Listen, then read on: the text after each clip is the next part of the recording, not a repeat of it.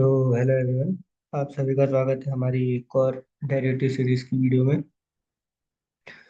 आज का जो टॉपिक रहेगा वो रहेगा मेजर इंडाइसेस इन इंडिया और एप्लीकेशन ऑफ इंडाइसेस। ठीक है, तो आज सेकंड चैप्टर कर देंगे अपन खत्म। ठीक है, इससे पहले एक पूरा चैप्टर हो चुका है, सेकंड चैप्टर का लास्ट टॉपिक ही है ये अपना एप्लीकेशन ऑफ इंडाइसेस। तो इससे पहले वाले आप सारे वीडियोस देख लेंगे तो आपके लिए बेनिफिशियल रहेगा। ठीक है, तो वीडियो शुरू होने से पहले मैं अपने चैनल का मोटो बताता हूँ हर बार। तो मोटो ये है बेसिकली कि जो अपन ऊपर से चीज थोड़ी बहुत देख समझ के और मार्केट में कूद जाते हैं, तो उससे अच्छा ये रहेगा कि अगर अपन उसकी पूरी नॉलेज लेके किसी चीज में उतरे, ठीक है, तो वो आपके लिए ज्यादा बेनिफिशियल रहेगा। तो for serving this motto we have workbook of NISM on derivatives series 8. Yes, series 8, it is the name of the examination which you have to give with respect to obtain or to get certified from NISM. ठीक है, SEBI also as a derivative, as a certified trader, derivative segment user। ठीक है, तो इसी चीज को सर्व करने के लिए अपने पास ये वर्कबुक है बेसिकली, और जिसमें कि अपने को फुल टू फुल डेरिवेटिव्स की फुल इन डेप्थ नॉलेज दी गई है। तो उसी को अपन यूज करके एक अच्छा वैल्यू एडेड कॉन्टेक्ट कंटेंट बनाने की कोशिश कर रहे हैं, जिसमें आपका भी ऑब्वियसली साथ लगेगा by subscribing our channel and liking our videos. ठीक है, तो आज का वीडियो शुरू करते हैं। पहले शुरू करेंगे मेजर इंडेक्सेस इन इंडिया से। और पिछला जो टॉपिक था अपना index maintenance and index revision. ठीक है, ये पूरा था मतलब इंडेक्स मैनेजमेंट के अंदर। ठीक है, तो शुरू करें। वो देखते हैं क्या बोलना चाह रहा है। Major indices in India, these are some of the popular equity indices in India. तो नीचे दिए गए कुछ पॉपुलर इक्विटी इंडाइसेस हैं इंडिया के अंदर। ठीक है, पहला क्या है? S&P BSE Sensex. सेंसेक्स सब जानते हैं, टॉप 30 जो BSE के स्टॉक्स रहते हैं उनको इसमें रख रखा है टॉप 30। ठीक है, S&P BSE सेंसेक्स नेक्स्ट 50, तो अगले जो पोटेंशियली नेक्स्ट 50 बनने की कोशिश या फिर जो कैपेबिलिटी रखते हैं एज पर देयर स्टैंडर्ड्स या क्वालिटी क्वांटिटी स्टैंडर्ड जो पैरामीटर्स रहते हैं उसके हिसाब से कुछ स्टॉक जो रखते हैं एलिजिबिलिटी, उनके लिए ये बना हुआ है S&P BSE सेंसेक्स नेक्स्ट 50। ठीक है, S&P BSE 100, इसमें top 100 stocks. S&P BSE 200, top 200 stocks of BSE। S&P BSE 500, top 500 stocks of BSE। ठीक है, तो अब आपको ये बता देता हूँ 100 200 500 ऐसा क्यों। ठीक है, तो टॉप 100 जो रहते हैं उन लोगों को गिना जाता है मार्केट कैप के बेसिस पे। जो टॉप 100 रहते हैं उनको बोलते हैं लार्ज कैप। ठीक है, टॉप 100 से ऊपर गए 200 तक में, तो वो सब हो जाता है अपने लार्ज टू मिड कैप। ठीक है, और 200 से ऊपर जब जाते हैं अपन 500 तक की रेंज में, तो वो हो जाता है आपके स्मॉल कैप। ठीक है, तो इसलिए ये रहता है 100 200 500। ठीक है, ऐसे निफ्टी 50 टॉप 50 कंपनी। ठीक है, तो लार्ज कैप ही रहती है सारी। नेक्स्ट 50 जिनमें पोटेंशियल दिख रहा है कि अगली अगली 50 बनने के लिए रेडी है based on their certain parameters and calculations या पैरामीटर्स को बोथ क्वांटिटेटिव एंड क्वालिटेटिव। ठीक है, निफ्टी 100 मतलब top 100 large cap, Nifty 200 mid cap, and Nifty 500 that is जो इसके 200 के बाद वाली जितनी भी आती है 500 तक में, जिनको अपन बोलते हैं स्मॉल कैप। ठीक है, SX 40, ये 40 स्टॉक्स का रहता है, मेट्रोपॉलिटन या फिर मेट्रोपोलियन स्टॉक एक्सचेंज को बोलते हैं SX 40, इसमें 40 रहता है टॉप। ठीक है, तो ये अपने मेजर इंडाइसेस हो गए कवर। ठीक है, मेन वो कॉन्सेप्ट जो था वो बता दिया मैंने, टॉप 100 टॉप 200 टॉप 500। ठीक है, आगे बढ़ते हैं। Application of indices. ठीक है, क्या बोलना चाह रहा भाई?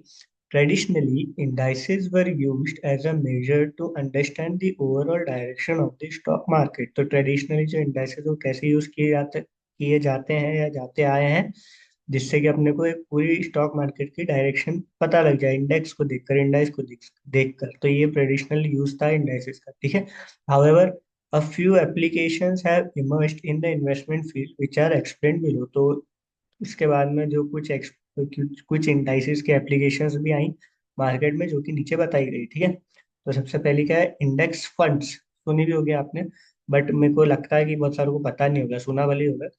सुनो अब अच्छे से। Index fund These types of funds invest in a specific index with an objective to generate return equivalent to the return on index। तो भाई ये जो फंड रहते हैं ये क्या करते हैं, स्पेसिफिक इंडेक्स में आप ये जो फंड्स रहते हैं, इनके जो फंड्स रहते हैं खुद के पर्सनल या फिर जिससे भी पूल करके बनाया होता है लोगों से मांग मांग के, तो वो क्या करते हैं स्पेसिफिक इंडेक्स में उन सबको इन्वेस्ट करते हैं। क्या रहता है objective, to generate return equivalent to the return on index. जितना ये इंडेक्स रिटर्न दे रहा है उतना ही ये लोग भी क्या कर सके, रिटर्न बना सके, ठीक है। With the objective of investing in index to generate similar return as index, ठीक है। इंडेक्स में अपन पैसा लगा रहे हैं सबका, ताकि इंडेक्स जैसा ही रिटर्न बना सके, ठीक है। These funds invest in index stocks in the proportion in which these stocks exist in the index. तो इंडेक्स में जो स्टॉक जिस प्रपोर्शन से इंक्लूडेड रहता है उस स्टॉक में उसी प्रपोर्शन से ये पैसा इन्वेस्ट कर देते हैं, ठीक है। अगर मान लो certain X Y Z company है, उसका इंडेक्स में मान लो 50% शेयर, तो ये भी इनका जो पैसा आएगा उसका 50% उस स्टॉक में लगा देंगे। जितना वेटेज जिस स्टॉक को इंडेक्स में गया होगा उतना ही वेटेज ये भी उस स्टॉक को दे देंगे, by allocating their funds to invest in that, ठीक है, ऑन दैट पर्टिकुलर स्टॉक। उस पर्टिकुलर स्टॉक में जब वो इन्वेस्ट करेंगे तो इंडेक्स में जितना उसका वेट है उस हिसाब से उसमें वो इंडेक्स उस स्टॉक में वो इन्वेस्ट कर देंगे, ठीक है। क्लियर होना चाहिए मेरे हिसाब से, ठीक है। So for instance Sensex index fund would get similar return as that of Sensex index. तो सेंसेक्स का जो इंडेक्स फंड रहेगा वो सिमिलर रिटर्न देगा, सेम टू सेम किसके जैसा, सेंसेक्स इंडेक्स जैसा, except for a small tracking error. पर ये जो होता है इंडेक्स फंड, इसमें एक छोटा ट्रैकिंग एरर भी होता है, which occurs due to fund management related related expenses. क्यों होता है, क्योंकि जो फंड ये क्या फंड मैनेजर्स रहते हैं ये जो चलाते हैं इंडेक्स फंड, तो इनके कुछ एक्सपेंस भी रहते हैं तो वो इनको निकालने पड़ते हैं। And cash holding maintain to take care of redemption.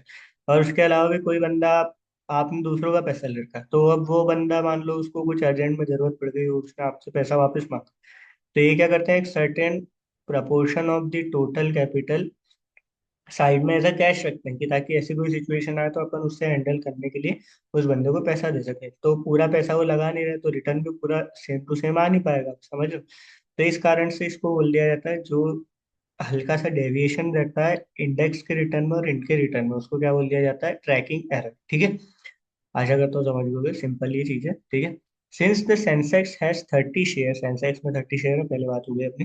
The fund will also invest in these 30 companies. तो इन 30 कंपनीज में वो फंड भी इन्वेस्ट करे, कैसे, in the proportion in which they exist in the Sensex, उसी प्रपोर्शन में जिसमें कि सेंसेक्स में वो स्टॉक्स हैं, ठीक है। उसी प्रपोर्शन में उसी वेट में जिसमें कि जो इंडेक्स है अपना उसमें ये स्टॉक्स हैं, उसी प्रपोर्शन में ये फंड भी इन स्टॉक में इन्वेस्ट करे, ठीक है।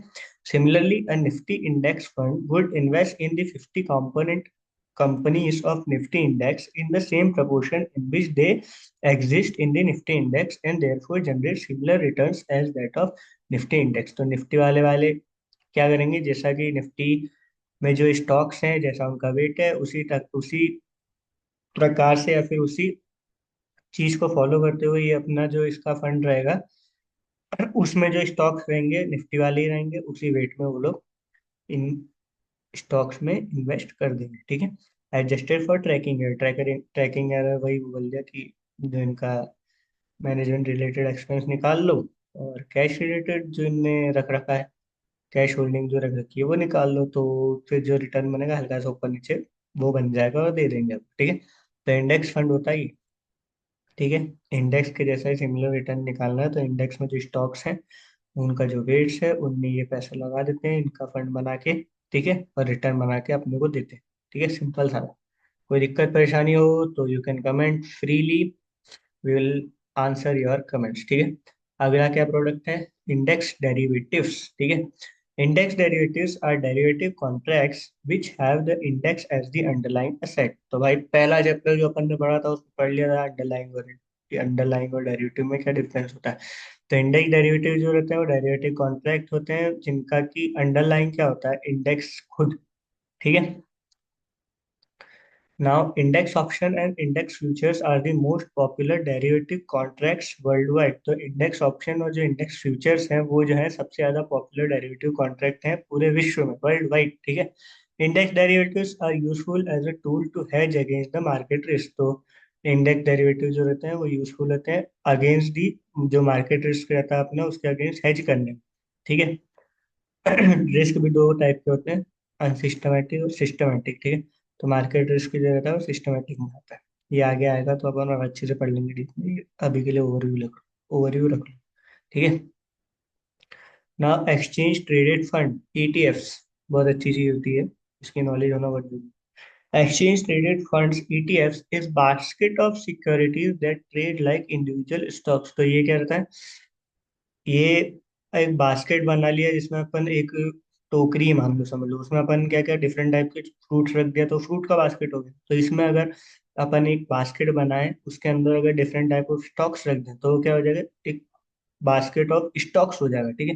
विद ट्रेड लाइक इंडिविजुअल पर, बस इसकी जो वो रहती है खासियत क्या है कि ये इंडिविजुअल स्टॉक्स की तरह ट्रेड होता है। इसके अंदर भले अपन ने 10 चीजें डाल रखी पर ओवरऑल ये जो बास्केट है वो बास्केट की तरह ही ट्रेड होगा। वो 10 स्टॉक इंडिविजुअली भी ट्रेड हो रहे होंगे मार्केट में, पर इसमें अगर अपन ने इन्वॉल्व किए तो अपन एज इन बास्केट को ओवरऑल देखेंगे ना कि उन स्टॉक्स को, ठीक है। ऑन एन एक्सचेंज, ठीक है, इंडिविजुअल स्टॉक की तरह ये ट्रेड होते हैं ईटीएफ ऑन दी एक्सचेंज, ठीक है। They have a number of advantages over other mutual funds as they can be bought and sold on the exchange. तो भाई म्यूचुअल फंड्स के कंपैरिजन में इसमें ज़्यादा एडवांटेज रहते हैं, क्योंकि ये जो है अपन किसी थर्ड पार्टी को पैसे दे रहे हैं और वो लगा रहा, वैसा काम नहीं है। डायरेक्ट एक्सचेंज पे ट्रेड होते हैं तो अपन डायरेक्ट वहां से भी खरीद या बेच सकते हैं, ठीक है। Since ETFs are traded on exchanges, exchange पे जो ईटीएफ करते हैं ये ट्रेड करते हैं, इंट्राडे ट्रांजेक्शन इज पॉसिबल। तो इंट्राडे में जो अपन ट्रेडिंग वगैरह करते हैं वो चीज ईटीएफ में भी पॉसिबल होती है। Further ETFs can be used as basket trading in terms of the smaller denomination and low transaction cost. तो फर्दर ईटीएफ जो बास्केट ट्रेडिंग की तरह भी तरीके से भी यूज किए जा सकते हैं।